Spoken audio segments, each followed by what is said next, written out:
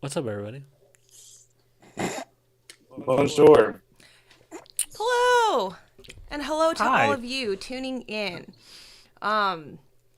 So this is our last virtual panel before the event of the century and year and your lifetime, Nerdcore Days.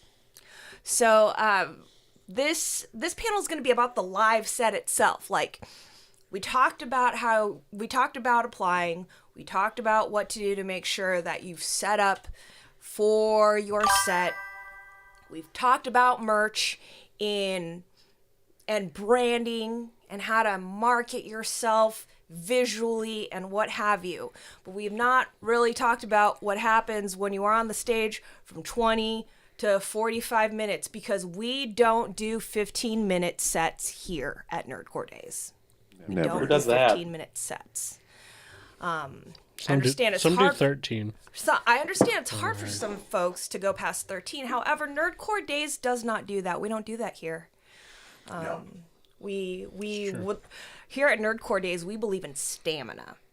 Yes. But anywho, so all that shade and all that cattiness aside, this is How Did I Get Here? The art of the live show. So let's go around and introduce ourselves, gents. Who wants to start?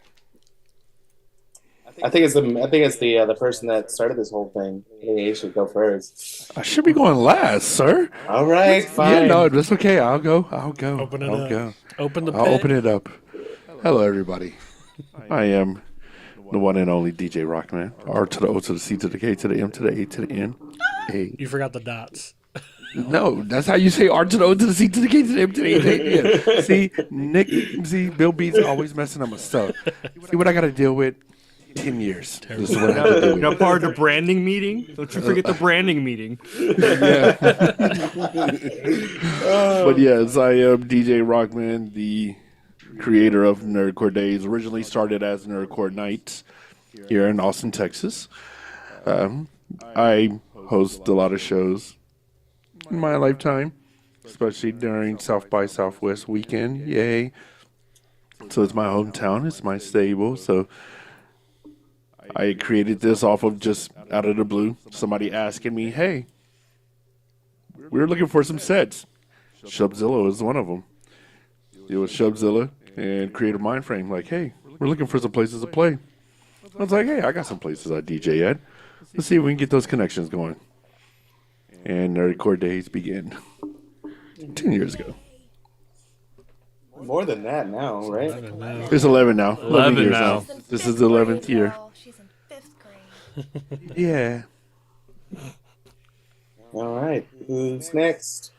I'll go next. Oh, okay. Yay. Go Sorry. ahead. Anita. What was your favorite sad boy, Lord Zay? Been a live performer for what? Like, shoot, 10 years now? Jeez. Like 5 years solo, been doing my thing. Part of the lovely staff that is Nerdcore Dayz. And yeah, not too much. I'll keep it short. We got a lot of things we got to talk about. True. It's very true. That was me. It's true. I'll go next. Bill Beats. I've been here for the last two. If you didn't watch those, then leave the stream. That's not how that works, sir. Are we recording the stream this time? We're dismissing people flippantly. We'll see at the like end. is my job. That's fine. Continue talking about yourself for a moment. That was all I had. Continue. I'm on the internet if you want more information. Message Rockman. Yeah. No, yeah, talk to Yeah. us. No. We have the better. No, we're not gonna do that. All right. Don't worry, I got another one last night. Oh no, crazy. We'll talk about that later. Okay. Ooh, welcome to a staff meeting. Yeah. No, honestly. So, all right, I'll be brief. I'm Shubzilla. I'm the other half of this, and I've been a live performer for about 30 years. A rapper for 15. I have been here for a while. Yeah. Yeah, that's it. Mm-hmm. All right, so I guess it's my turn. Yes. Hello, it's the resident member of the chiptune community, Starfighter Dreams, here at Nerdcore Dayz. I have been a part of the staff for perhaps the last 3 years now. 3 years. Yes. Yeah, and but I've been a performer. I started Starfighter Dreams in 2008, but I started playing live in 2013. So, like, a good over 10 years. I don't want to do the math right now. but yeah, I've been doing this a long time. Learned a lot of stuff, and yeah, hopefully we can help y'all out, give y'all some insight onto what it's like to be on stage as a performer and what to do when you encounter problems. To sum it up, we know our shit. Aw. We Yes. dealt with some shit. You know, honestly. Shit, and that's gonna cover most of that this very evening. Yes. And that's the bottom line. Shubzilla said so. But anywho, so like let's talk about like day of show prep and sound check. Now I know what it looks like for me, which is just ugly crying, texting you in panic, ugly crying again, hugging my kid, petting my dog, scowling at Triple Aaron, and then leaving. That's pretty much how it goes for me. But how about y'all? Like, what does that look like? How did it look like when you first started versus now? Okay. Let's start with Zay. Oh man, when I first started, when I was with SPF at the time, we would do a full set, our full rehearsal, like about like 20 minutes before we go on, just speed running it somehow. Whoa. On stage. Wow. No, like just before our In sound the check. sound check. You're like, give us no, 20, we'll we go. got this. No, we'll go outside like the venue Okay. and just speed run the tracks. Anytime we fuck up a song, we're like, okay, so that song's gonna be perfect when we get on stage because we fucked it up here. We were trying to get all of our mess ups out. Now, I'm way more ahead of my schedule. You know, I usually rehearse one time before I leave the hotel. Before you get on the plane. I do multiple sets before I get on the plane. You're a traveling artist. Yes. Hello, traveler. Before you get in the limo, you gotta run to your set real quick. My limo, yes, whatever Uber XL I'm ordering for today. Nah, what was it? Like one time I did a whole rehearsal while exercising. I had like a 30-minute YouTube video just to keep my stamina going. If I could like Nice. do jumping jacks and rap my verse, I'd be better on stage. I thought you were gonna say you do it in the Uber. You're like, hand me the No, aux. no, I don't do Uber that. driver, confused as can be. I want the silent Uber driver. Hell yeah. Right. I don't want to Silent- talk. I'm antisocial. I get excited when my Uber driver says they're hard of hearing. I'm like, yes, we don't gotta talk. But yeah, no, I usually do my rehearsal in the B&B, and then I try to get to the venue hella early. I am a what's the word I'm looking for? Paranoid that I'm always gonna be late, so I'm always there early, so I can set up for my merch. And anything that goes wrong, from being in a band for so many years, something always goes wrong, so I was always ready to fix it. So I like to be there early and then run my soundtrack when it's time. Yeah. I want to hear from the DJs in the group how y'all prepare day of. God. Who's going first? Rockman?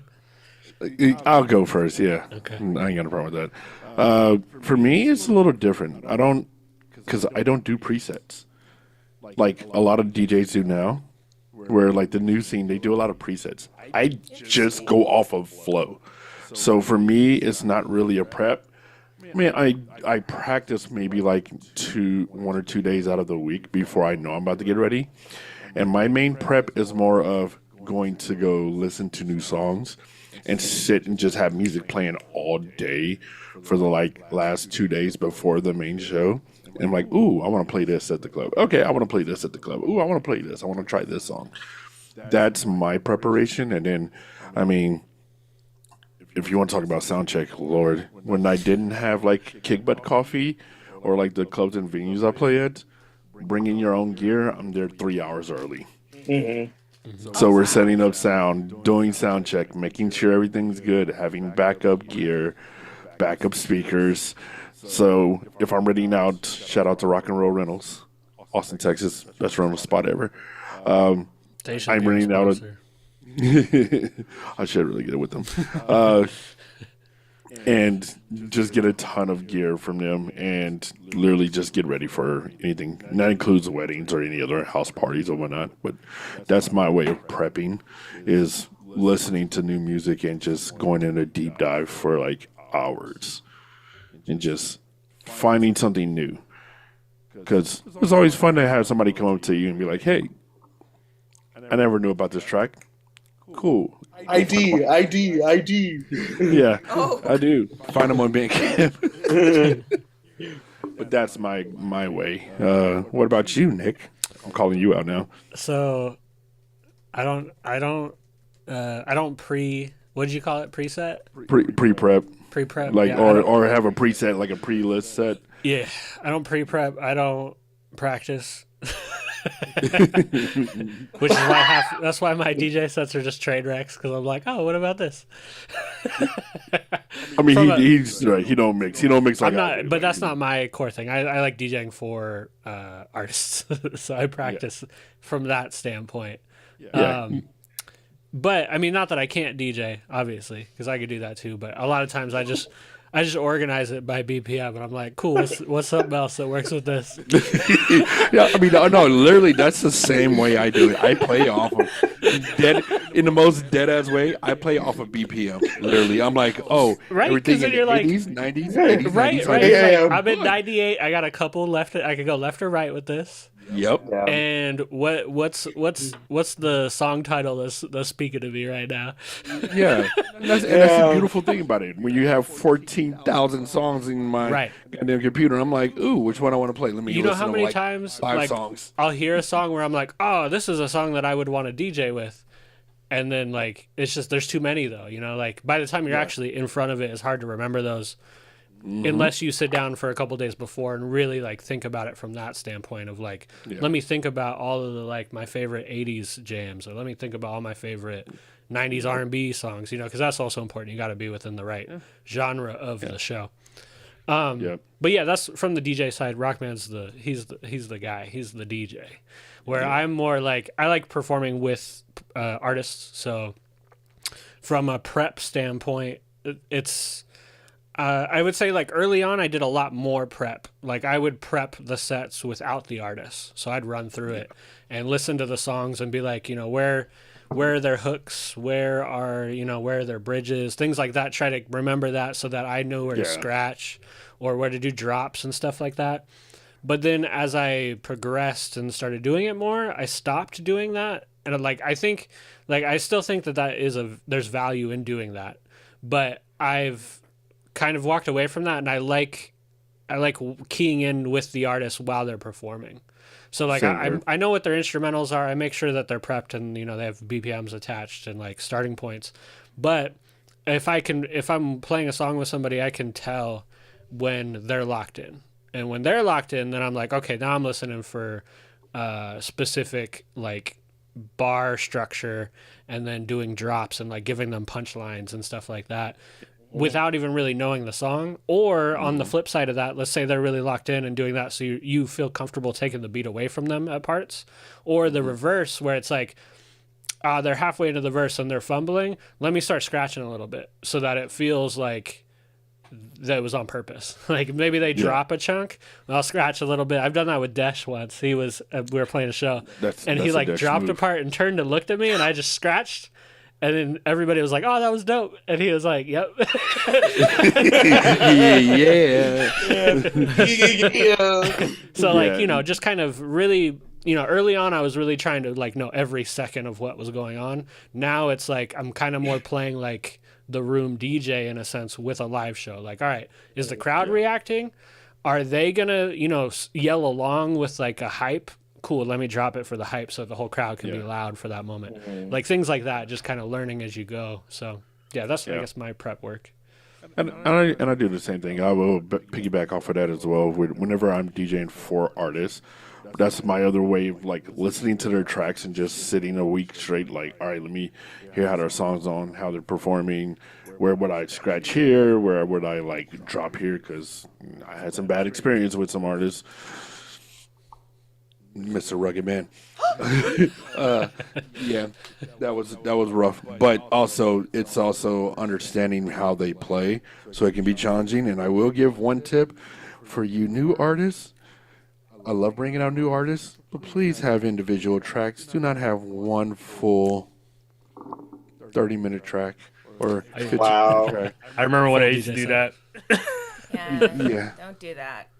Yeah, it's good times. well because the thing is, it's good for you, just for your artists. It's good to give you breathing room, but also if you got a track that might have like a nice instrumental, I can actually add some scratching to it, make it a little fun, Right. And then if you want to cut the beat, we can cut the beat. But it kills me when it's 30 minutes straight, and I'm like, bro, let me get a break real quick, or I'm sitting there like I don't know what to do with these songs because you have like 15 tracks in a 30-minute set. Oh God. Ew. Yeah. Just saying. Okay, time for me to be the weird guy. So, You're like, let me pull out my mathematical equations for putting together my okay. sets. So put out all my Game Boys and everything. Well, dude, okay. Before I leave, I have to make sure everything's working. Mm-hmm. So I have, first of all, if anybody out there that's has electronics that are older, get some of this stuff. WD-40 contact cleaner. This guy too. It is so good. It's so good. So like it'll help like make electronics like run better. So like they're contacting better, stuff like that. So when you work with 30-year-old technology like I do, actually no, it's the same age as me. So 37-year-old technology, and it's important to have like these things for maintenance. So first thing is making sure I have everything's in working order. If I have to go get batteries, I go get batteries. All the stuff that I have that's lithium ion, I charge it. I like leave it on there for like 2 hours, and like after that, I pack up everything and I triple check, because a lot of times it is just me. Because it is just me. I don't really have anybody else coming with me, and because I bring up pretty much most of the equipment, if not the sound, I'm bringing up everything else. So I have to make sure I have my XLR cables. I have to make sure I have my my 3.5 milliliter RCAs. I have to make sure I have the power cables for everything. So it's that's all the prep work I do at home. And so I try to arrive like an hour before everything starts, just because just like Lord Zay, I am paranoid. I don't know what's gonna go wrong. I want to know what I kind of want to know what everyone else is doing, even if I'm opening or if I'm closing, whatever. I'd like to know what's going on and see what everyone see what the venue's like, especially if it's a place I've never played before. Um, After that, when I'm Nerdcore Days is different because I'm running this thing, especially for Wednesday. I'm running the show, so I don't really have I really can't do what I like to do, which is while I'm there at the venue, I will try to write or finish up a song right there at the venue because everything is so portable. I don't really need anything else. I can just write new songs while I'm there.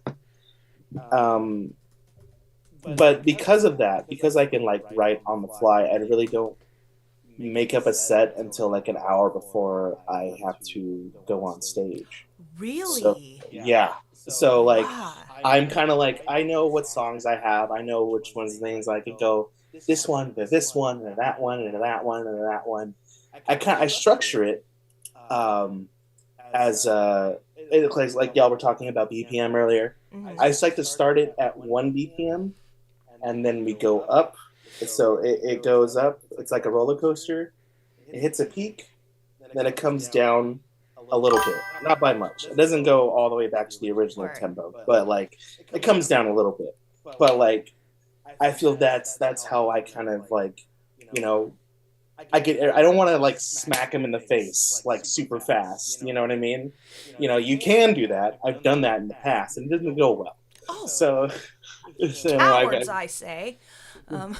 but I kind of learned how to okay, let's try to lure them in because essentially I know what they're looking at. It's just some weird guy on stage with a table without a drape over it with a bunch of cables and stuff, and they look at me is that a Game Boy up there? I'm like, Not the accent. yeah, it is. Okay. I was very San Antonio. Yo, Goofy's in the crowd? Heck yeah. Gorge. Gorge Brooks. Changing my rap name. But yeah, so because I know what looks strange while I'm up there, I'm on stage. I have to kind of okay, let me ease y'all in to what I'm about. It's gonna be different, but I promise you, if you stick with me, it's gonna be okay. It's gonna be fine. And so over the years, I've kind of learned how to do that. I kind of I used to be very cavalier, just do whatever I want. But now I'm just okay, let's structure this in a way that's at least kind of appealing to people, but not, compromising who I am. You know what I mean? Right. So You understand when it's a noise set versus a oh, I love going on after the noise artist. It's very fun. Everybody's confused. With confusion. You brought up Starfighter Dreams. You brought up a great point about knowing your songs and what comes next and what have you. From my end, I don't know when this happened, but and this goes into our next part of your set. What does she look like? Because knowing your songs is one of the bullet points I have on here, which we're all gonna talk about that pretty soon. I don't know when it happened, but our shtick became, I'm a professional. What is our set? Because one, I don't know what's next, but I do know the song. So, I it's fun to kind of play. I think it's fun to play up aspects of yourself in that way to engage the crowd a lot more. Because I am this loud shrill of an Asian woman with a microphone and no clothes. So that in between is, I mean, I'm sure we'll get into some of the in between stuff, but having a little bit of a way to like banter segue between. Yeah, I think the waffles have one of my favorites, and it's like it's one of those jokes where the first time you hear it, you're like, okay, well maybe there's importance to this, and then you hear it again, and you're like, wait a minute, and then they do it again, and you're like, this joke just keeps happening, but it's like it's losing its steam. It's a recurring joke, yeah. Right, but then by like the fourth or fifth time, then you're like, okay, I'm fully back into this. Right. And like what theirs is like they'll start to explain what the song is, and then they're like, let's just let the song speak for itself. So like they never explain a song. They just are like, this song's called this. It's about no, let's just let the song speak for itself. And I think that's brilliant because it is like, if you're there for the whole thing and you don't leave mid-set, right, then you may lose out on the overall running joke. But yeah, sometimes that's super important to kind of keep the momentum, especially as you're switching BPMs and you're switching song ideas and song moods. And, you know, sometimes they can't all be sad sets like our Why are you looking at me? very own. Because I think he wants you to talk next. Talk about what it's like to be a sad boy rapping. Oh my god. You just go on stage and you cry. No, Damn. so That's your What banter. a market! What a market! Perfect market. it's been working for me. I've been being booked. It got me here. Hey! No, my sets. That is one thing I'm trying to do better about is like kind of like breaking up the sadness with the hype because I'm both like really on both ends of the spectrum. One moment I'll be crying about some girl that left me 15 years ago, and next thing you know, we're talking about twerking in a club. So that's kind of what, you know, the energy I try to go. I'd like to think of my sets like roller coasters, honestly. Yeah. I like to build up and then like have that drop and then have that nice little coast at the end. And then, boop, we're done. We had a good time. Everybody have fun. All right, buy some merch at the gift shop. Like that's. How's your neck? Yeah.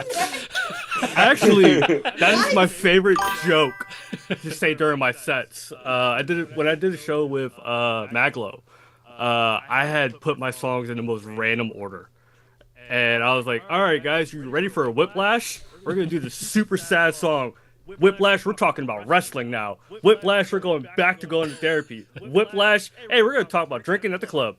Like it was just a back and forth energy the whole night, but it was fun. A lot of people were just, it keeps people engaged in a sense. So that's how I like kind of like structure my sets, just to keep people off guard. And then I like having my set jokes, especially songs like I've done a couple times. There used to be a song I did with SBF where I always said, could we have a Legend of Zelda song? I'm like, every Nerdcore artist has a Zelda song. This one's ours. That's how I introduced it every single time. Because literally at that point, I've heard like 15 different Zelda songs. Yeah, course. that's like Mega Man. That's like Mega Man.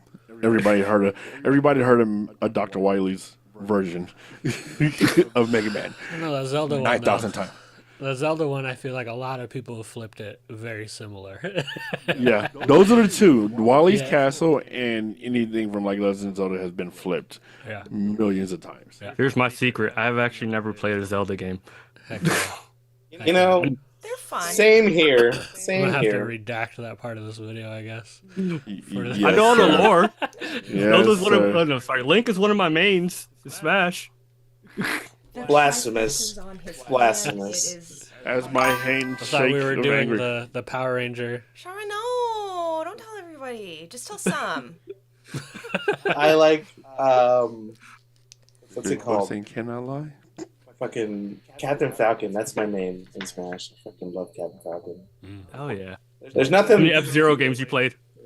The one on Game Boy Advance and the one on SNES. Well,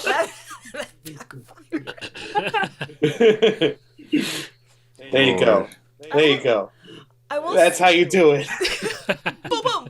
I will say something too, that there is not only like knowing your songs and the flow of your set, but also moving in, like I guess within your booth or on stage and around it. Y'all three, Rockman, Starfighter Dreams, and Bill Beats, y'all are pretty much in a specific like spot for Trapped. most, if not all. You're trapped. Yeah. Walled in. You're not walled in. That's Tables up against us. Oh my god. We're hecking Freedom. up against the curtains in the back. Are we gonna Yeah. have a conversation Okay. later? Oh my god. Okay, but like, Jesus. Heck, I guess everybody's coats are up against you. It's Yeah. it's Can I put my coat back there? Nick's in purse back there? What was this? Because this wasn't with me. Nick, Got everybody's backpack. Bill Beats is Bro, starring yeah. in the Linkin Park crawling video. Yeah. Come on. But what is it? But what is it like for y'all, like behind the table? Because like I know each and every one of you have like similar movements or specific movements that are not similar, but like movements unique to you when you are there. But like, how? Like, I guess how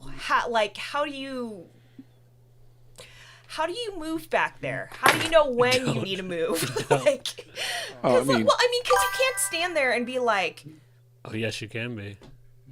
Okay. Yeah. I mean, There are people there. No, not I like have that? I have seen some stiff ass DJs.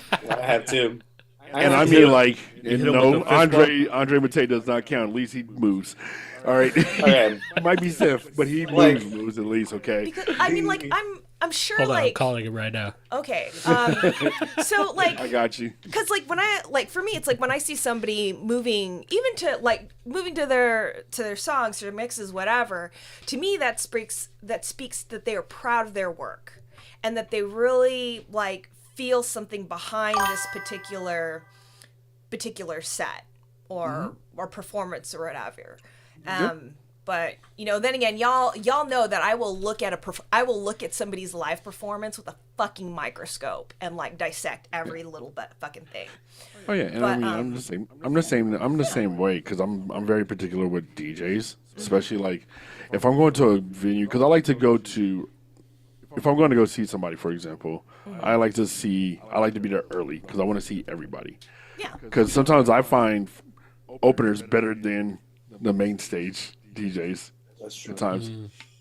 And you know, the ones that be coming in late, they set is already like pre-recorded or they already got it set and it's okay, all right. You They know, walk in with their thumb drive. yeah, the thumb drive is, you know, No, thumb drive. running on just- record box, you know. Okay, enough with the Lecker by slander. I'm just saying. I'm just saying. With the Game Boy. Hey. All right. No fighting. But Welcome to the committee meeting, guys. This is how it goes. Every time. for myself, yeah, like I like to vibe and dance, and regardless, even if people are not dancing, I'm still gonna be just like having a good time because I want people to know like y'all can groove to this. Y'all can groove to this shit. Y'all don't have to be Stare stiff at all me. the time, or just this ain't a middle school dance where like groups and sets are like split apart. It's like y'all can get on the dance floor and have a good time. I've seen that happen too. It's and yeah, that's the thing. Like from the DJ's point, we get to see everything. So we gonna see people yapping, some people looking like they want to talk to that person but they too scared. Fight in the Somebody back being a corner. creepo, and then we got to get them kicked out. We As see you do. everything. All right. You can see somebody's car getting towed. Yep. And he be like, Whoever's got the white Pinto outside, your car's being towed right now. cars are gonna be towed and blow up at the same time. Damn. That old deaf device. But yeah, it's. I just like to have a good time just DJing, regardless wherever I'm at, because you don't get something new, but you get something fun at the same time, and not be a stiff ass person. So that's just me. I'm dancing strictly arms out. You're just Just arm, the yeah, arms out, the holding six, in place. 6 feet, the I guess. 6 feet dance. No, Action you make figuring room it for up. Christ and the Holy Spirit. You really got to make room for the Holy Trinity. Really, all three of them. Yeah. That's Yeah, it's how- from Legend of Zelda. Yeah, the Yeah. Holy Trinity. All right, y'all. So the key difference between myself, Rockman, and Bill Beats is that. That yeah, we ball Not games. you Ball games, telling yeah. our community that I have hair and these Hold on. motherfuckers don't have hair. See now I'm just Going gonna on come that. in with I'm coming in with the do rag and I'll headbang to my do rag. All right. Don't be knocking that, all right? Yeah. Yes. Oh, I love to see it. Oh. I do it anyway. I do it every year. Do-rag is But do-rag is high key. jokes aside. Dare you? I'm sorry. I feel like I'm just in a meeting, so we're just. This is our This is our meeting. This is our meeting. This is how it is every other week. We get together and we roast each other, and then also get business done. So It's multitasking. It's very good. it's good, but because all these songs that I'm performing are mine, I know exactly how they go. I know how the energy flows and everything like that.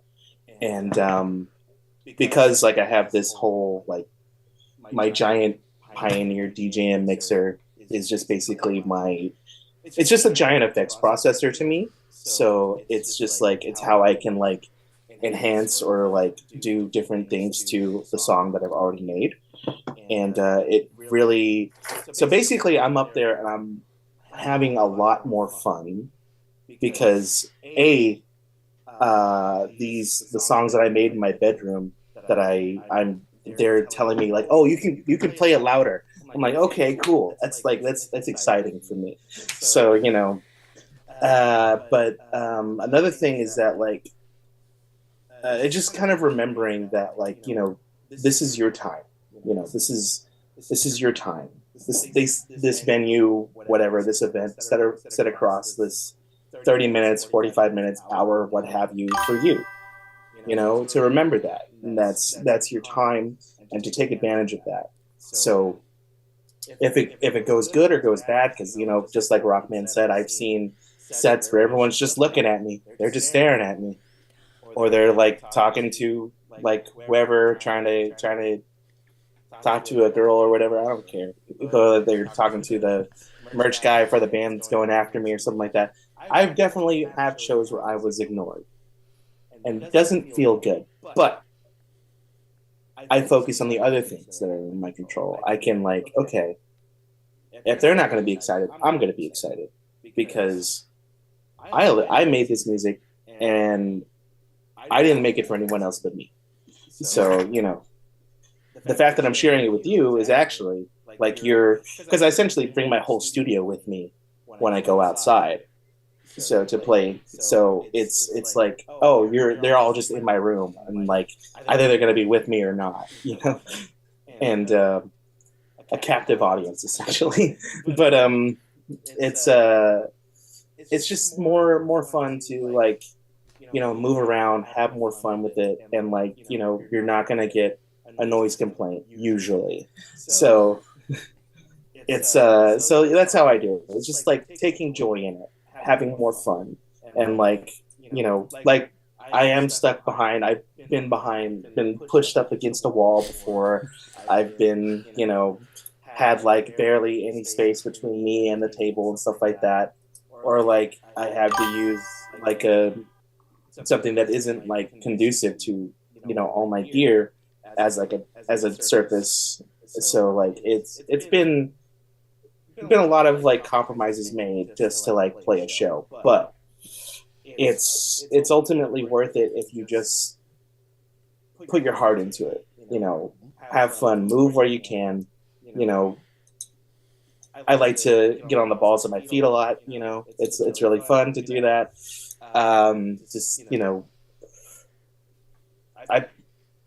And the music I make isn't slow, isn't chill. It's very much like higher energy music. So that definitely helps kind of,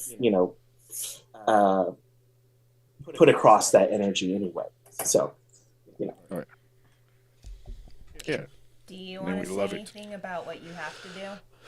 What was the initial question again? Oh my god. The white from man DJ, not from listening DJ. on Black. White Wait, man not for listening on Black moving? History Month. On Typical. February. And it's my birthday month too. Oh Yeah, my see? god.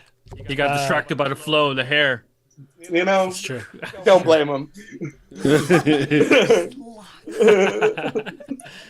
From a movement standpoint, I mean, same as as them. I think it's kind of it. If you like the music you're making, it's not hard. If you're playing music you don't like, then it's harder. Yeah. It can be hard sometimes if you're DJing for like a artist that you don't work with and that their music's not very good. It's hard to dance then. That was gonna be my next question to y'all. Like, what if you were given a song and you just do not like it? Like, how do you fake the fun? That's how you let the crowd know that you are not in agreement with what's happening on stage. I'm right DJ now. Rockman. I have played with multiple artists for 10 years in Nerdcore days. There are some songs. And Bill saw me not move. Like, I usually flow with people's tracks. I'll be like, all right, I'll vibe with this. I had some artists that had some terrible stuff. And I just stand there stiff as a mannequin. Like, hell no. Why is this in my computer right now? I think it's gonna give me a virus because it's that bad. Kind of like It's the Trojan horse. No. it's the Trojan horse track. It's true. It's true. It's like a lot of it is like, you know, if the music's good, you'll dance to it. But half of our job is just like moving water bottles away from us. Yeah. Why is your water bottle near me? Why is Move it by this. my gear?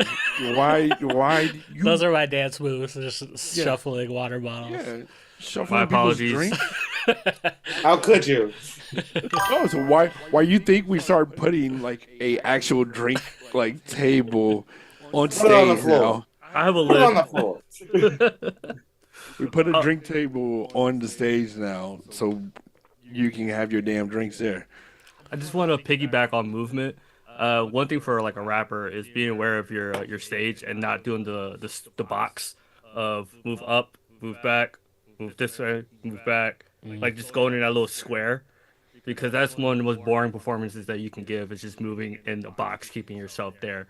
I think it's better when you just move across the stage, work with the crowd. Is that the energy they're giving you, especially if they're up close, work when they're talking to them.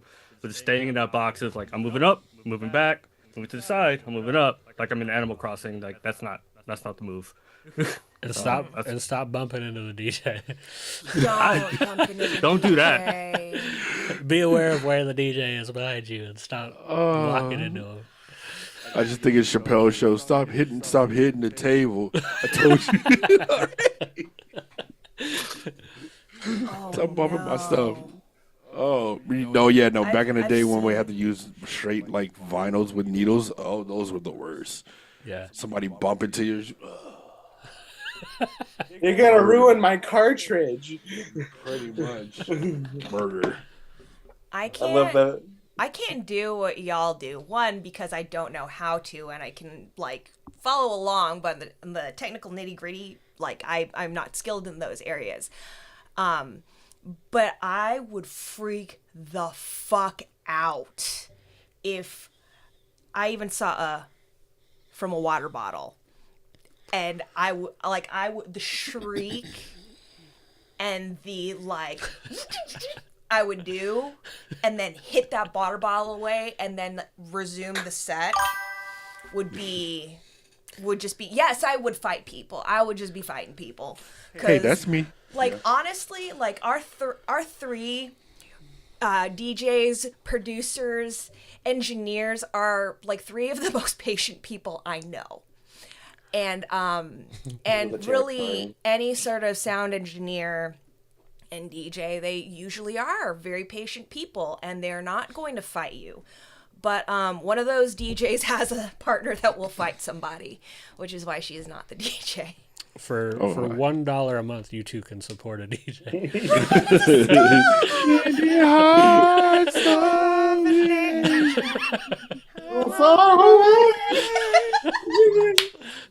Let's not do too much. We don't need to get copyrighted. All right?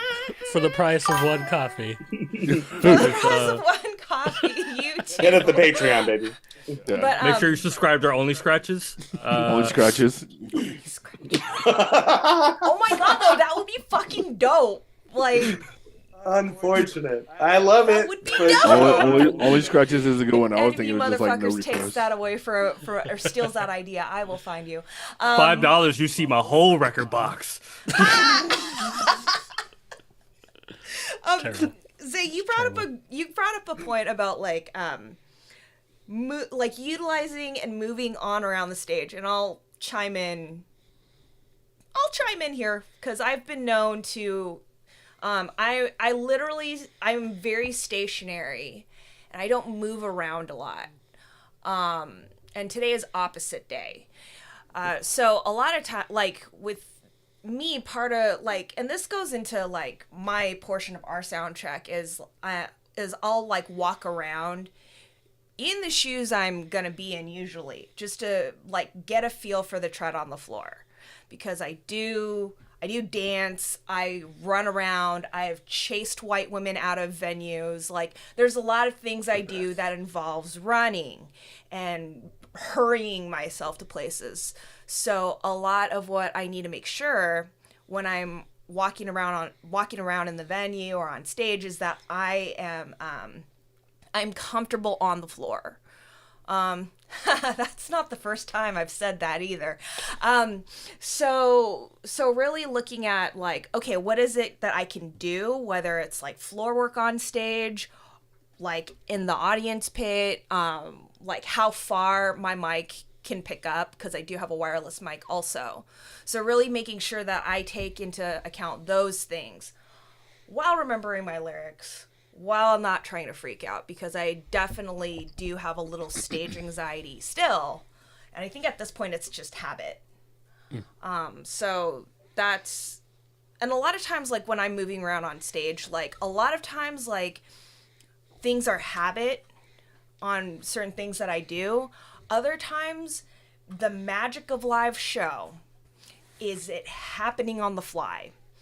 And I can't think of an example right now because I'm like maybe 5 cups of coffee in. Of what on the fly? Sorry. Like just things happening on the fly. Oh yeah. Oh yeah. wait, no, when I chased them white bitches out. Yeah, that was on the fly. That was great. That was hilarious. So some lore.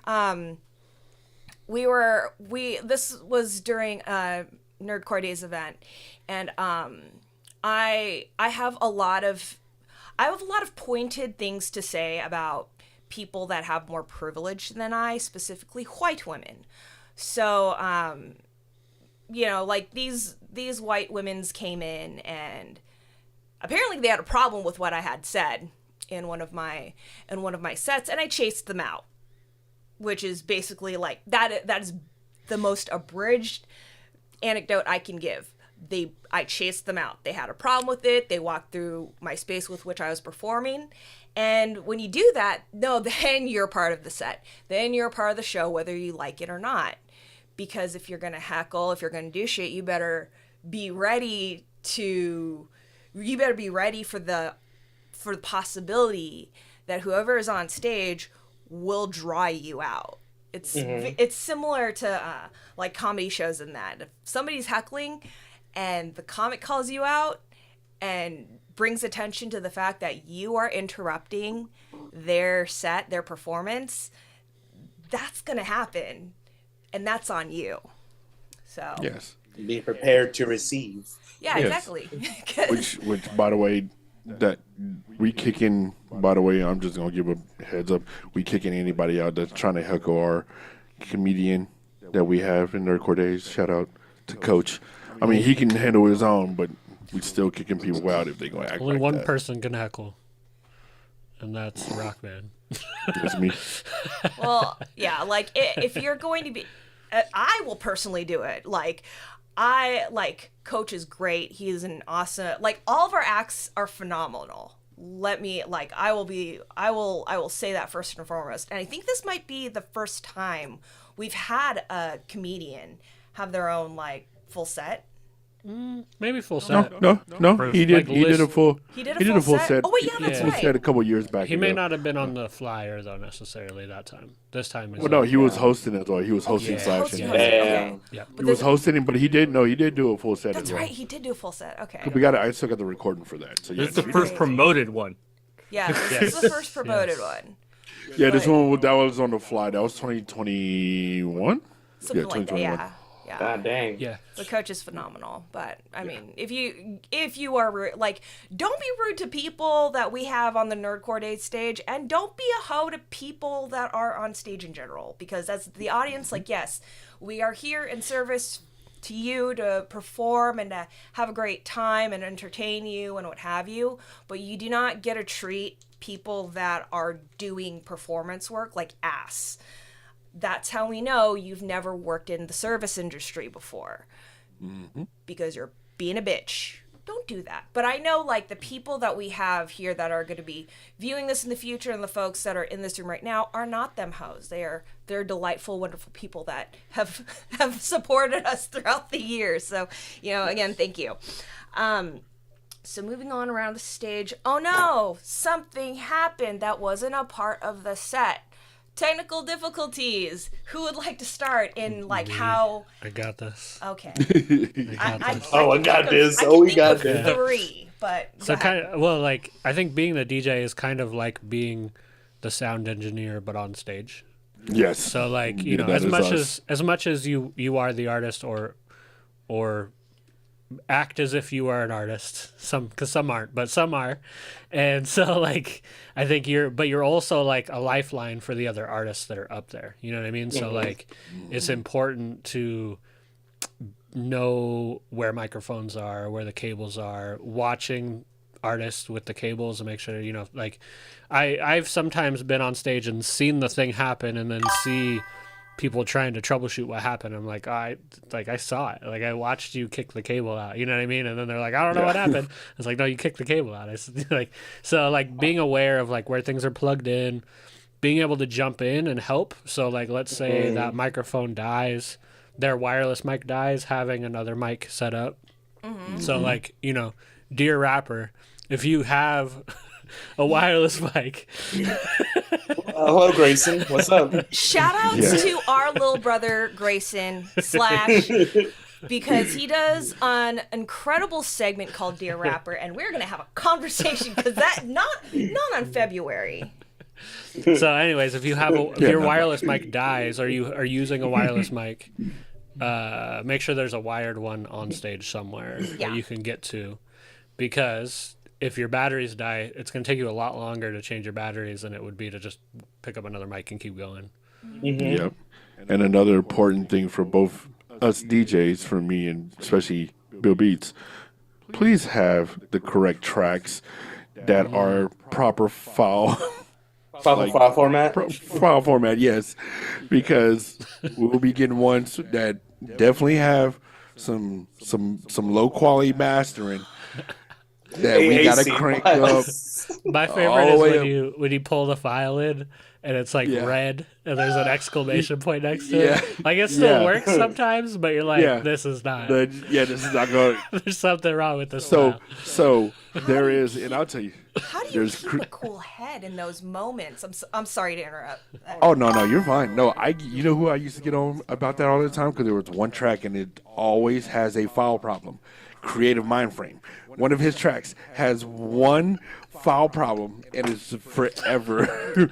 It always happens every single time. Every time he's like, "What do you mean? It's fine." I'm like, bro, you keep giving me this corrupted version of your track. Please give me a better track. Killing me, Smalls. Oh no. It gets pretty rough out there. So, Streets. Yeah, it gets rough in these streets. But yeah, that's just my little say so on that part. But just like Nick have was your talking files, we talked about this, I think, in one of the other ones, but have your files ready, have them on a thumb drive, but also have them somewhere in the cloud that you could get to if you need to. Yeah, and if you have your laptop, bring it as a backup. Us DJs always have extra flash drives as well, so we can get them real quick and pull them from your computer. I always have, like, literally backups for that reason, because we already know there's going to be a screw up somewhere, and we ain't got time for that, especially when you run your own showcase. We ain't got time for that. Right, yeah. And part of the showcase is we try to kind of get ahead of those issues. So trying to get files ahead of time, set lists, things like that can definitely help in the timeline. So if you're lazy as an artist, that can definitely affect you in your show prep. Yep. And also a very important thing, please respect your sound person, whoever's working it, because that can hurt you too when Yeah. you're on stage. Oh yeah. Like shout out to Ernie. Ernie out is our Ernie. beast. Ernie is the beast. Oh, God bless him so much. So like when you're playing in Nerdcore Days, you should not have any problems because he always has a backup for backup. Yeah. True. Also, by the way, he's got his new own stage. beats he'll play if he has to. Yeah. If you need Oh, you're a to. rapper? I got 10 beats. Let's go. Right. Also, just for a heads up, he does now. The stage is bigger now, so you have more space to move around. They extended the stage, and also there's new cameras too. So they got a full widescreen camera now. I know I'm interrupting the part, but just wanted to let y'all know. Yes, they got a new camera now. I love it. There's 2 new cameras, and it actually shows like right where the crowd is towards the stage. It's a really good view. So those will be on the stream as well. Oh, that's Good. gonna be fun. We're gonna have fun for sure. Yes, we are. Now back to the topic of. Okay. So I definitely had a lot of catastrophic failures in my time. It's kind of built to be though. Yeah, that's natural. You're working with a ticking time bomb. Exactly. You literally are. Three of them, right? Aren't you running 3? Or 4. 3 or 4? So I have I have like the original.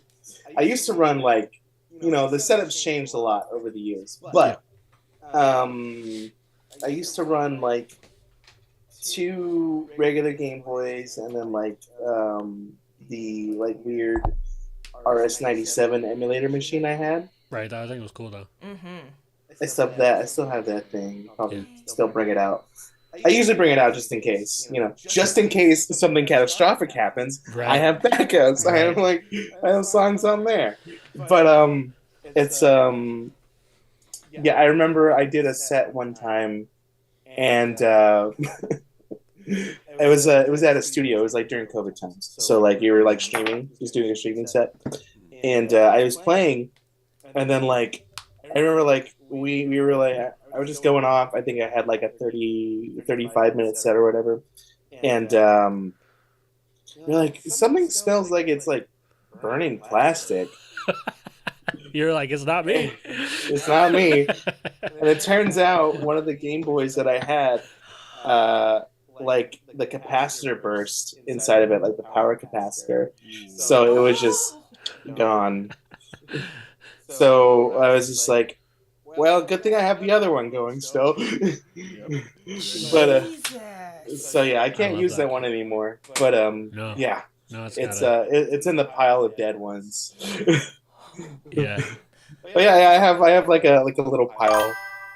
I've said before that chip musicians, if you know any chip musicians, they probably have like a little tiny graveyard of little pieces of technology that have failed them or like they were using, and like it just doesn't work anymore. And it's what sometimes they can bear it apart with them. I really can't, so I just keep them in a bag. And I'm like, here you are. This is the legacy. Yeah, Sure. Yeah, dude, that's how you do it.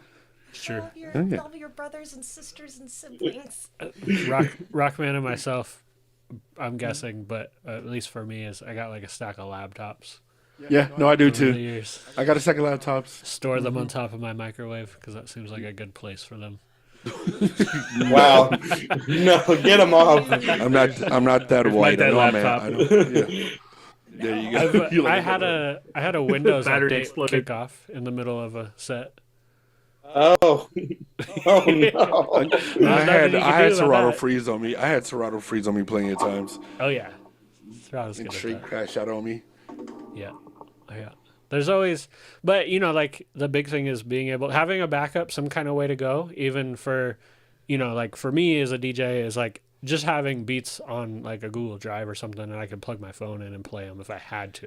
If everything went south, I could at least play music. Cause it's like my job up there is to make sure that the vocalist has something to play over. You know what I mean? Like my job is to make sure that they are good. I can't confirm that they're going to be good, but at least from a back end, I like Facts. you're good. Like I got you. Like everything. Facts. Like I'm not gonna make it this bad for you. I have done You are my gonna job. Yes. This is I'm all doing your my fault. part. It's fact. That is facts. That is so much facts right there. So yeah, so sometimes, or like honestly, like really, the backup is being able to just plug directly into your laptop and play. If like your equipment isn't connecting, or if your laptop dies. I mean, back in the day, I don't think anybody really does this anymore. I'm sure some do, like the rich DJs do, but traveling with 2 laptops, so having like an actual backup. I've never done that. I think like the big like Jazzy Jeff, he always talks about having 2 laptops. But I mean, he's one of the biggest DJs in the world. So why not, right? Like if you got the money and you're not actually like lugging it all around with you, whatever. Yeah, bring 2 laptops. But yeah, so I mean, having a phone is huge. Being able to plug your phone in as a backup, or like I've DJ'd a couple weddings and I would use my phone because like I was like, somebody would be like, I want this one weird song that's only on YouTube or whatever. Oh no. And I'd be like, cool, I'll play it from YouTube from my phone. Bro, the request scene now is so weird. They'd be like, hey, can you play this song that's on YouTube that's nowhere else that you can get? I was like, No. you think that I have that in my Wow. vicinity right now? Are you out of your mind? No, it gets the requests are ridiculous. Sorry, now I'm getting into a rant. Of course. But yes, as you were saying. But yeah, I think, from a backup standpoint, I think you start with being the most capable.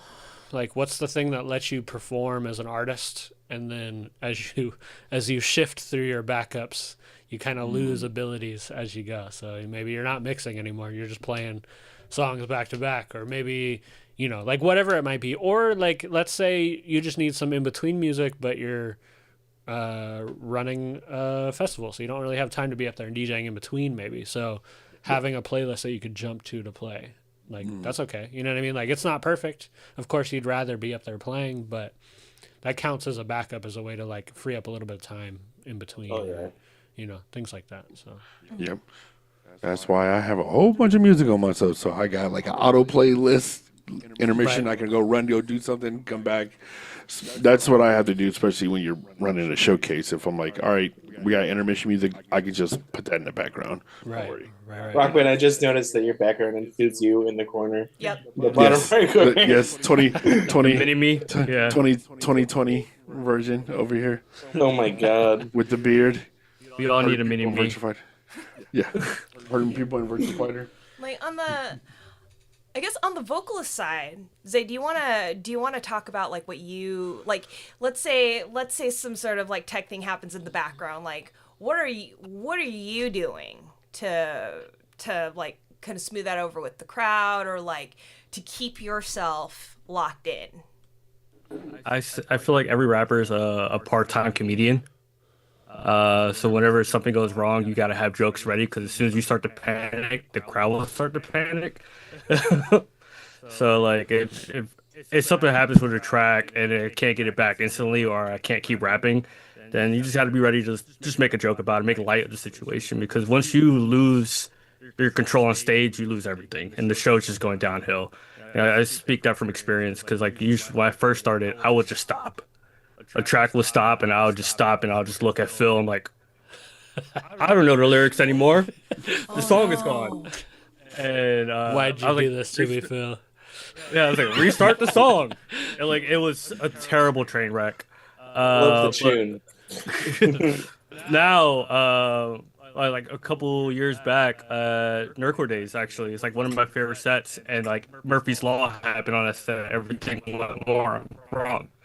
I somehow gave Nick the wrong instrumental, where A only had one verse, not the 2 verses with me and Gross, and the track cut out early, and I said, fuck it, we're gonna do it live, and I just kept rapping the song, and then Omai started playing on sax, and then the crowd started getting into it, you started scratching, and we just kept the energy going. Or me forgetting the entire second verse of Kyuto. That my most popular and favorite song to perform, just that verse was gone. I can't tell you how many times I have forgotten a verse right before a song is about to start, and I'm thinking of that next verse while I'm doing the song I'm doing, like performing live, and I'll mess myself up on the song I'm performing live, and I'm like, all right, cool, we'll just keep going, make it happen. The main thing is like being like a Sonic character, just keep rolling. Yeah, for sure. That reminds me, I've seen a couple of people do this. Not a lot, but some people like printing out their set and putting it on the floor.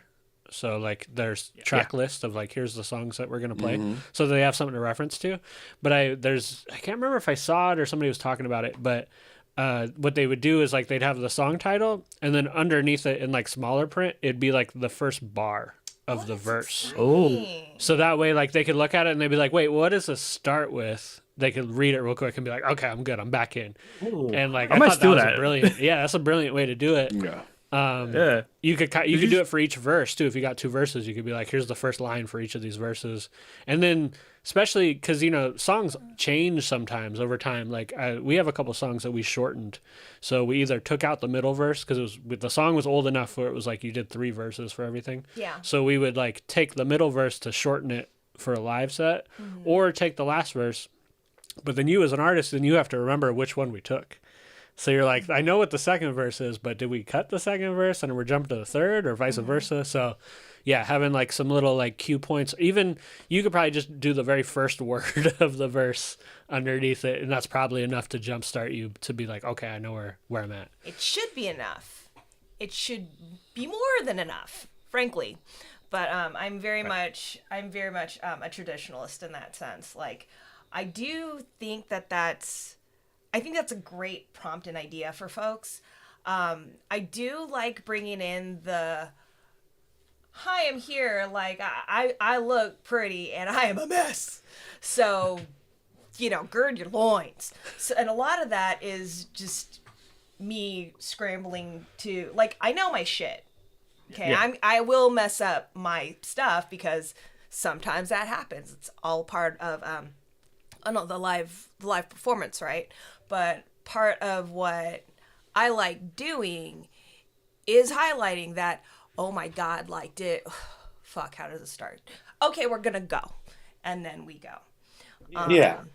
So Oh yeah, it's Bringing like I said, humanity it's- to it. Yeah. I mean, performing is a shared experience. I didn't mess up. We all messed up, We're in this together. Well, yes, We got the everyone first 2 needs people. Can I Lord use say- that? If I Lord mess up, say- I'm about to, every time I mess up DJ, I'm just going to look at Rockman and like, this is your fault. In the green room, you can kiss my ass. absolutely not. You Lord let say this has- happen on stage. Lord Say has brought socialism I to get rapping. blamed for everything anyway. Oh my God. That's a T-shirt. I get blamed for everything anyway, sir. No. How Let me dare tell you about host Animal this Farm, event? guys. Listen, Why- when we fail together. Right. All right? Why leave the failure to the bourgeoisie when the proletariat can take it all equally? All of I'm that. just saying, at the part where you say, give a round of applause for yourselves, that means we all did this together, all right? So we did the show together. We failed together, too. That's This is a it. collective. This is a collective. It's collective. What did I sign up for? now. Right. You brought us on. That's Oh, the what whole do thing of you? it. Why I brought y'all on? Look what I did. What have I Created a done? monster. Looking at your hands like you just killed somebody. I for the made it first a time. community by force. Yes. Damn it.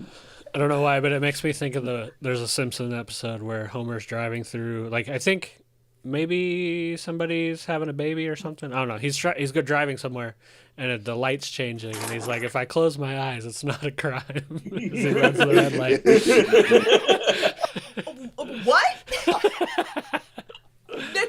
No. It is Better than what I absolutely say. a crime, Homer J. Simpson. It is absolutely a crime. We call that criminal negligence Yeah. I, and potentially manslaughter. But God. But Look at our everything's panel. legal. I Until Also, the cop is there. I'm sorry, Twitch. I'm so sorry, Uh-huh. Twitch. I'm so sorry. I said the word. no, I do said a not be bad word. sorry. Do not be sorry. Oh, But a Lord. lot of this is one. It's fun because we're out here keying and like letting people in on like what really is pretty much our leadership meetings. Yes. But like, I love that. I love the shared aspect of like, this happened and we're all here for it, because it does draw your crowd in more to one, like actually see and hear like what is going on in this specific spot right here, but also like, yeah, I guess like Zay was saying, like if you panic, all them hoes is gonna panic too. If you laugh, they might not laugh along, but they're going to realize that, oh, okay, there's, it's an interruption, but it's like not that big of a deal or whatever. Yeah. And if you cry, they feel sorry for you and give you their money. No, I haven't had to cry yet. I have teared up on a few occasions, but that was because of like outside things occurring. We had a ton of those moments. Yeah, we did. I always remember, especially on Nerdcore Day stage, like, you know, I'd have a track like cut out of me or something like that, like, or I hit the Game Boy too hard on something, and just like, oh, power goes off, and I'm like, okay, either I switch to a whole new song entirely, or I laugh it off, like, hey, this is what happens when you work with this technology. Okay, so give me a second here. We'll be right back on track. Why does it smell like melting plastic right now? This set is an experience of the senses. Like artiste. I'm sorry, Twitch. You're not getting the full experience. Artiste. But yeah, like I mean things like that. Like honestly, it's. A lot of it I feel like is transparency, right? When you let people know that the thing is happening, you know, then it's like, oh, okay, well, you know, nobody, like, this is controlled. Everything is going to be all right. This is part of the show, or like, it's whether or not it was meant to be. This is a part of the show. This is the experience. Cool. Okay, this is the tea, right? It also is very much learning lessons for all of us, on the fly and on the go, for like something for like later on down the road. Right. Like Yeah. I like the catastrophic ones but nothing gets interrupted. Yeah. They don't happen often, but every once in a while you catch one. I had one at Nerdcore Days with we were on stage with Gross, and he was playing the Sleep song. Oh yeah. And it was like the 1 year that I put my laptop on the table. I never put it on the table. I was like, I'm going to put it on the table this year. Yeah. And that song, everybody comes up. Everybody that knows the song is like, oh, I'm going to get on stage. So everybody came up and started putting their drinks everywhere, right? Because that's how that happens. And so like all the drinks are underneath my laptop, which is suspended on this little thing.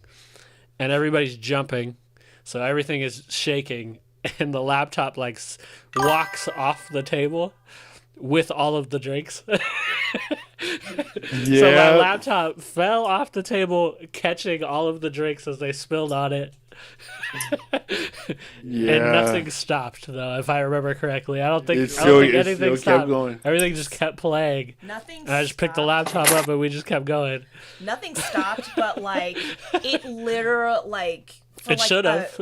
Everything should have just come to a complete halt. But no. Because like for a moment, because I think. Well, I was on stage at that time, but I turned over. I did something where I turned and I saw like that happen, and like there was a split second where I felt oh my god, we're gonna go home with damaged things. She's See, gonna die. my initial thought process was I was going to my backup options. Mm-hmm. Like in my brain, as it was falling, I was like, all right, I got him in the drive. I got him over here. I got a thumb drive. Rockman's got a laptop if I need. You know what I mean? Like just going through every possibility before it even hit the ground. And meanwhile, we're gonna die. Like, so, I mean, and I guess, like, we're, you know, like, we balance each other out. And we're fortunate to, I guess, have that, I guess. Oh, I was like, I'll just go buy a laptop. You know what I mean? Like, at the end of the day, I was like, I'll just go buy another laptop if I have economy. to. Money spread, I see you. It was things weren't as expensive back then. Yeah, Yeah, true. this is But yeah. earlier. This is the earlier time. Pre-COVID, Yeah. I'm pretty sure, because we were all on stage. So But yeah, Yeah. well, that's a sneak peek into our dichotomy. Like, you've got like multiple backups, and I'm like, we are gonna fucking die, and I'm gonna cry and die. I would have been like, seppuku, right there. Let's go. I do have a question for everybody. Performance art. Have you ever been hurt yourself on stage? Like gave yourself an injury? Yes. Or is Oh that just yeah, me? Absolutely. easily, Favorite injury you easily. gave yourself? Wait, what is the what? Your favorite injury you done to yourself? I would. top three. Top three. I would say. I got I top got a three. good one. I got a good one. One. So this was not at Nerdcore Days, but this was at a set that I was playing with Richie, Ran, and Doug Funny, right? I had, and this is 2009. So I had my turntables with the needles and everything. Had this huge year. case, right? Yeah. And so we're going on stage and we're getting my gear up there. And I slipped on somebody's case. They had it on the floor. My foot slipped, fell down, right? You hear the crowd go, oh! Right? But the crazy thing was when we fell, I hit the floor, but I still had my hand up in the air holding my decks. Amazing. And they were like, oh, and then they saw, and they go, yeah, it's like, I'm like, yeah, ah. Stressful, but a beautiful moment to be sharing with the people. Yeah, and still did the set, no problem. But I was like, the side of my hip hurt because I landed on the case. I was like, Yeah. oh, that shit was so painful. But I saved my turntables, though. I saved my babies. Nice. That's hilarious. My top three. One time I slipped on a cable and tweaked my knee. That was fun. While like moving back and forth. I had grabbed the mic stand like that. Went to grab it. The stand collapsed and squished my finger right into it. So my pinky was swollen for the rest of the set. And then my personal favorite, number one, is when I hit the mic on my tooth and busted my gum and was bleeding for the rest of the set. So those are my top three. You had Funny fights enough, with it. those all Damn. happened in the same set. Damn. You should have like gone like, I'm no longer a sad rapper. I'm a vampire rapper now. Right. That was early. That was when I first started rapping. So that was Loser X era. That was Lord Masochist. You getting beat the It hell was up. an era. Do It I, was an era. do I have any injuries of note? Like, I do remember like when you would always we'd always get so scared because when you were playing shows still, like when you were pregnant, we were all like, all of us, every time you were dancing, we were just like, oh God, it's gonna happen. Something's gonna happen. what? I was like, I was in the corner like, oh God, like she's so confident, but I feel so worried. Yeah. Everybody's Yeah. just nervous. I was the same dancing. way. We're all like, yeah, we're watching performance, like we're watching Baby Shubs in there. Baby Zilla. Is she good? Is she good? Is she good? Babyzilla's tough. Like, y'all have seen how She was in there fist pumping. Yeah, she was in there fist pumping. Oh, okay. So like this is not, I guess, physicality stories. Sure. She like when we were performing. It was actually the last performance that we did out of state before I gave birth. Oh, at South by? Because I think I was like 6 months pre-girt then. Mm-hmm. Yeah, I was like 6 months pregnant, and I think we did like 9mm or something, and in between songs, I felt her kick, and I was like, "Yay!" She does not think I'm cringe yet. She thinks like- she thinks Mom and Uncle Nick are good at what they do. She gave that kick right at the part. 9mm go boom. You're like, oh, okay. Damn, All Baby right. Zilla But likes a hollow little point afterward, like rounds. it was like the final, like everyone's saying boom, and then I just felt that little, and I was like, yay, yay, good, yeah, child. Bobby Zilla loves Glocks. Yeah. She's not a Smith and Wesson fan. She likes locks. What's her first words? Boop, boop, boop. It was Mama, but I think that was probably a close second. Remember. Oh God. Okay, performance injuries. I'm trying to think. It didn't happen on stage, but like I did injure my back one year. And I went into the set with like 2 ibuprofens and like a couple shots of vodka to like make myself like move and like go. Like it was a coping mechanism from like my dance and theater days when I was injured to just get through it. So that's kind of when that clicked in. It is a toxic trait and it is very unhealthy, and I still do it. So like I remember like my back spasming to the point where like we did the set, I jumped off stage In the middle of the set, right? in the middle of the set. I can't remember because this was before Golden, so I wasn't like out there yet. But like I think I started like a little jumpy pit or something, like and then I came back up like because our set was done, and like I felt all of it come back, like after like, hey, I'm Shabzilla, there's Bill Beats again, you know, bye. Go away, leave me alone, give me your fucking money, or whatever the hell I said. I felt it all come back, and my body was like, you're injured, bitch. And you had to actually like pick me up a little bit and like make me walk around the building. Yeah. Or like walk around the block. And that was one of the most painful walks physically that I can remember.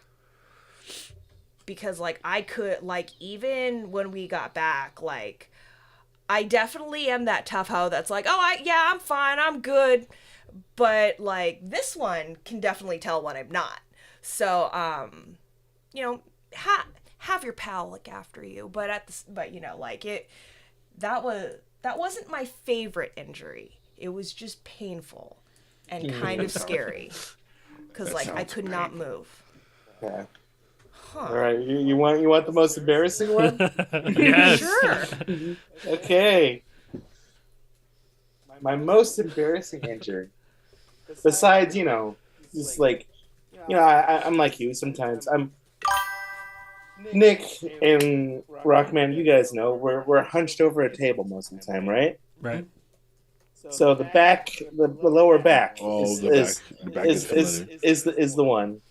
That's the one. So that's a repeated injury I usually get a lot of time. Oh. But the most embarrassing one, I was practicing a set at home, and like I was just like, you know, as I was blaring it at home, I was still living with my parents. I was just like, parents aren't home, I'm fucking going loud, whatever.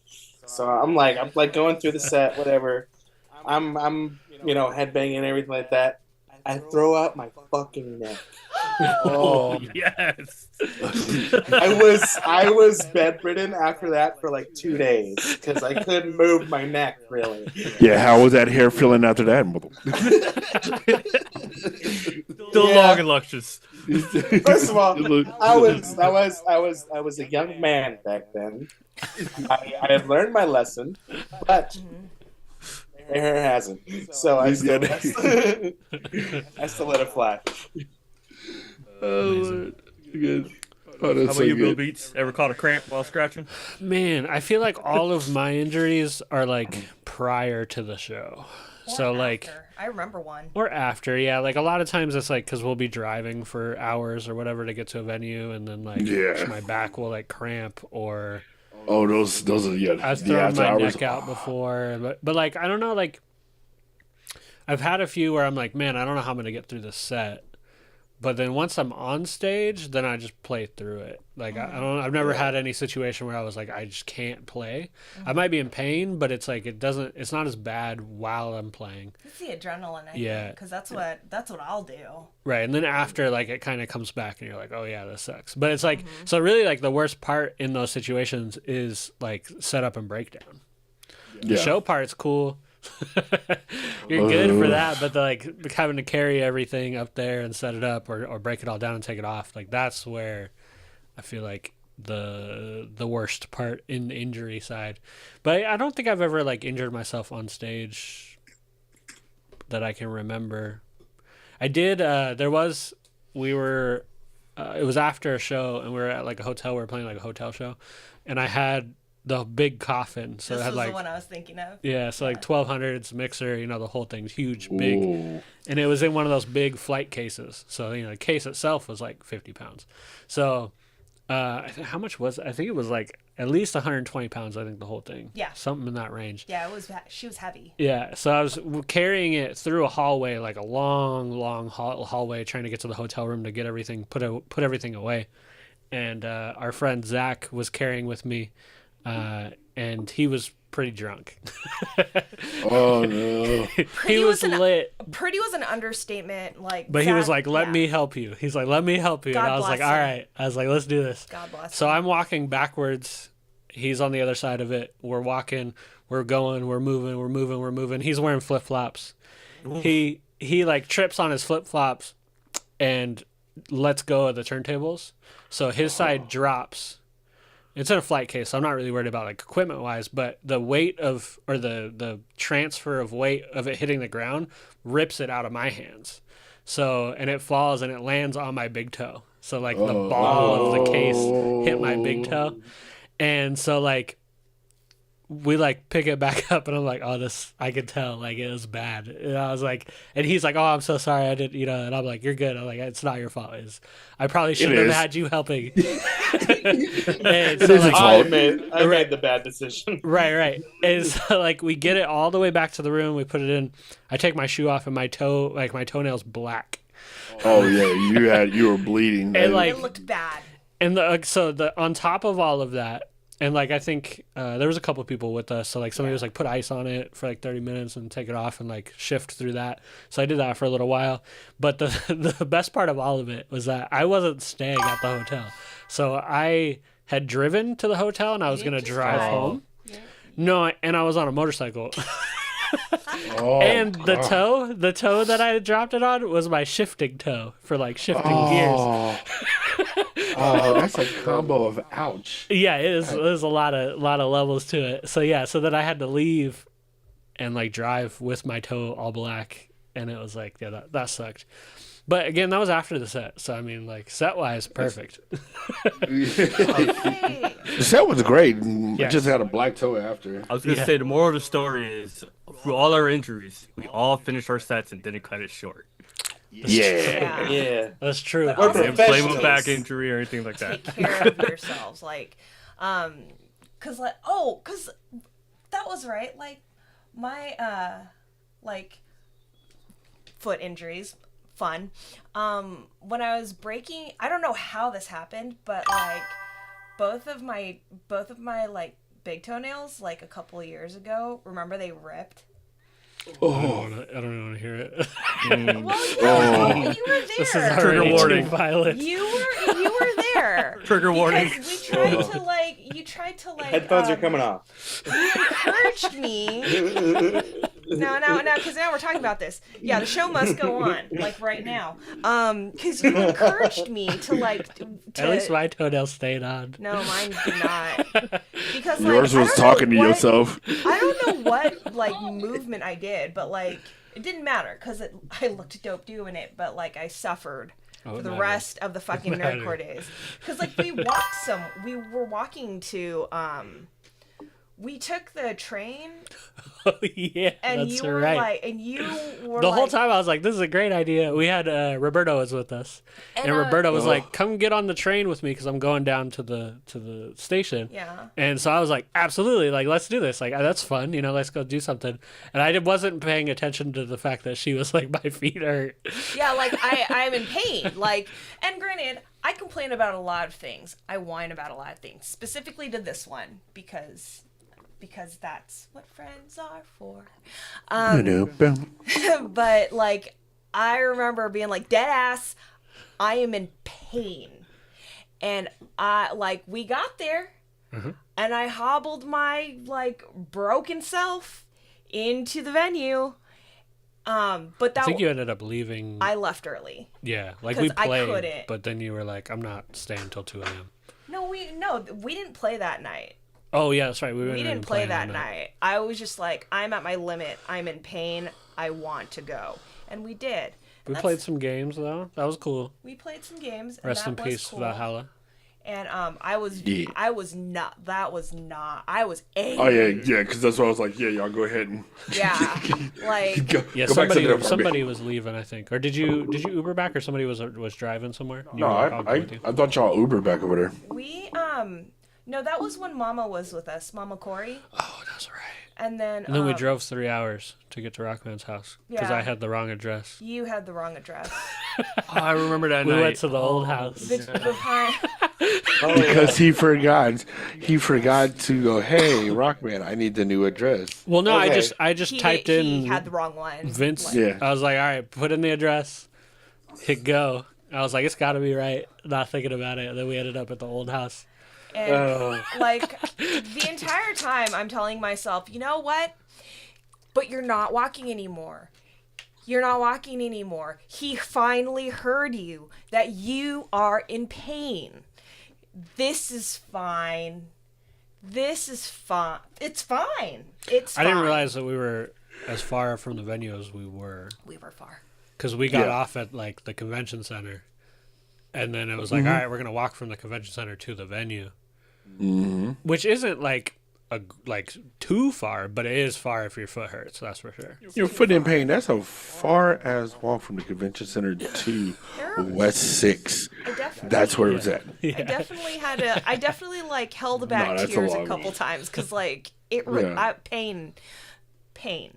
But it wasn't like. It wasn't nearly as painful as labor pain. So like for that, yeah, like whatever. That is completely different. But yeah, so pain is a thing. And yeah, Hyodo, you're right. The show must go on.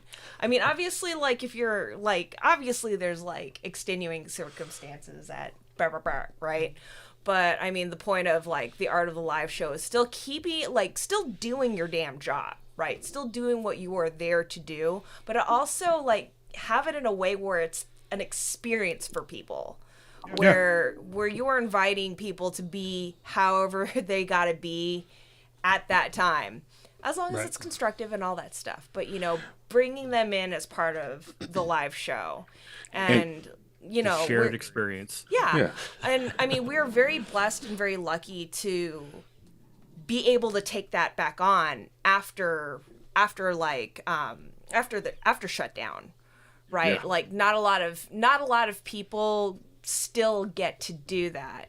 So so all that to say is that like we definitely do count our blessings when we are on stage there, like whenever we are on stage, and we hope that you artists out there do too, and that you in the audience enjoy it and have fun with us, because sometimes, like Bill Beats and I are Seattleites. You really can't tell if someone's depressed or thinking about their grocery list. You really can't tell. No. It's not masking. Jackets. It's just, It's the jackets. It's the It's the jacket. That's why they can't dance either, because it's... I can dance, and No, I'm I'm talking from about how Seattle. they can't move. Okay. Do y'all really not have umbrellas? No, of course not. Well, I mean, we do, but they're for the tourists. Well, I mean, everybody owns an umbrella, but nobody brings it with them. It's more of like a decorum. I have an umbrella that I bring with me when I'm not in my own state. Okay, we have formality umbrellas. Like there are umbrellas If I'm in everywhere, Austin, but it's a I'm formality. busting out the umbrella. That's my one time. That's Because we got 4 seasons, okay? That's what we Like, do. it's formality umbrella. you They do bring- exist. You bring a parasol to Austin because you need one to block the dang sun. That's That too. facts. But yeah, like so that's pretty much the end of our meeting. So thanks everyone for coming. Yes, right. That's our meeting there for today. But yeah, so all that to say is that we love what we do. Things happen on stage, whether or not we can control them, it then becomes all part of the show. And Yep. there are times where, like, while preparedness is you must be prepared, be over prepared, but there are things that will happen and can happen that will throw all that out the window. So how do you handle it? I don't know, but make it your own and make it constructive and fun for your crowd. So before we depart, gents, where can they find you? Rock Band, where can they find you? You can find me everywhere on all social media since they've been telling me to get my ass on everything. DJ Rockman48 on everything. And also, please follow Nerdcore Dayz on Instagram, Nerdcore_Dayz. If you are artists out there, we do have a Discord. So please follow the links there. We do have a link tree with all the lovely socials on there as well, including all the artists that we have for this year. Please make sure to go check out Nerdcore Dayz. March 11th to the 13th at Kick Butt Coffee. Our staple spots there. Awesome place. Good drinks, good food. Right. Bus stops are close, so if you need to go Bus stops are close. Yes, they are. Yeah. Yes, it is. Literally, there is a bus stop right to Kick Butt Coffee, so that is perfect. And Nerdcore Dayz will provide you a pass. Yeah, yeah. Disclaimer: we won't. Yeah, we won't. Yeah. We're just kidding, y'all. We'll send you to the website where you can buy a pass. So I got you. Yes, but it is a free event, so please come check it out if you are in town. And also just follow the Discord. Like I said, you want to meet up with new people, you want to get to know the nerdcore scene, that is the place to be. So definitely check us out. Yeah. Starfighter Dreams, where can they find you? All right. You can find me. The best place to find me is at Starfighter Matt at Instagram. That's where I do most of my communication and booking. But you can also find me on, everything else, Starfighter Dreams. First of all, it's 3 words. Starfighter Dreams. It's not 2, it's 3. I don't know how many times I have to say this to promoters, to people making flyers, to city council, whatever. Did we get it right on our flyer? Usually. Sometimes you don't, though. It's okay. Nick makes it, not me. You've gotten better, but you did mess it up a couple times. I'm not gonna lie. It's okay. It's fine. I like a good name with multiple capitals in it, but it's all one word. I never do. And there's a funny story about that, but if you come out to Nerdcore Dayz, it will tell you why it is 3 words. But you can also find me on Blue Sky, Starfighter Dreams, to search that up. You can also find me on Bandcamp. All my music's on there. Starfighter Dreams, and most streaming services as well if you want to. But find me on there, and I'll see you later. Lord Zay, where can they find you? They can find me at your local wrestling watch party and or Eagles games. Other than that, I am Googleable. You just type in Lord Zay, and I'm on every platform. My most active one is Instagram, Lord_Zay. So you can reach out to me. I'll respond in 10 to 5 business days. So Burps. Are you going to all the Eagles games this year? You got season tickets? And depending on my level of mental health and how the season is going, yeah, I'll at least be watching. I like it. Sometimes that's what it takes. Yep. All right, Shubs, you're up. No, you go. Yeah, I'm right. Charles, go I just have a question for everybody, but no, you go first. No, go first. Okay, so my question, it's primarily for Starfighter Dreams. Oh my god. PTSD coming back Everybody again. cover your ears. What is All it? right. Because we're doing our outros. That is why. That's why this is the right time for this. Oh my All right, god. Only Pokemon Nick 30th would- anniversary. Did you see the mini Game Boy MP3 player? No. Oh my Send it to God. me. Okay, I got you. $70. You put real cartridges in it. I still need to buy the Lego Game Boy, so Yeah, I was Forget say that. Forget that. Oh Now no! it's- He should get that so we can mod it and then actually have that Like, as play it. a player. Yes, a modded The mini Lego one game. though, it's little. It's a little MP3 player. It has every song from every Pokemon game ever. it's okay. Oh, okay. Not the shows? Because I have a hot take I about think it's for the TV game shows. specifically because they said that It's they mainly for the also games. they dialed it so it sounds like an actual Game Boy too. Like it Really? So sounds. where you can find Bill Beats is Oh, that's anywhere all at I Bill needed. Beats. Okay. And all of our music on noirgrime.bandcamp.com. Now, if you actually want to reach Bill Beats, you go through me, and you can find me, Shubzilla, anywhere at Shubzilla. If you see a profile that says Shubzilla and it is not a scowling yet ridiculously gorgeous Filipino woman, they are false, they are wrong, and they are imposters. They're idolaters. They're idolaters, and you should shame them. They should be struck down. You know, Brother Matt is saying the things, saying the truths.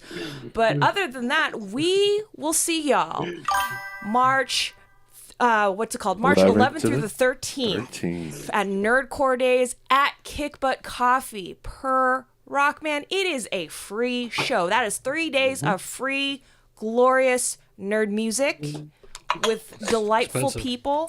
It is the most expensive thing ever. Free 99. Free 99. But yeah, again, if you are in the Austin area and you need to be somewhere, the place to be is Nerdcore Days. Again, that's March 11th through the 13th. Come visit us at the Nerdcore Days Discord and find us. We're on Facebook, Instagram, Blue Sky, Threads as of recent. So come on down. Come on down and see us. Hop on the bus. Hop on the bus. All routes lead to Kick Butt Coffee, where you get to participate as an audience member and experience Nerdcore Days. What is it, Bill? Not all also, most. I want to say, all goofy. I was going to say also, if you cannot make it there and you are out of the States, or if you're not going to make it to South by or to Nerdcore Days, we are going to be live streaming as well.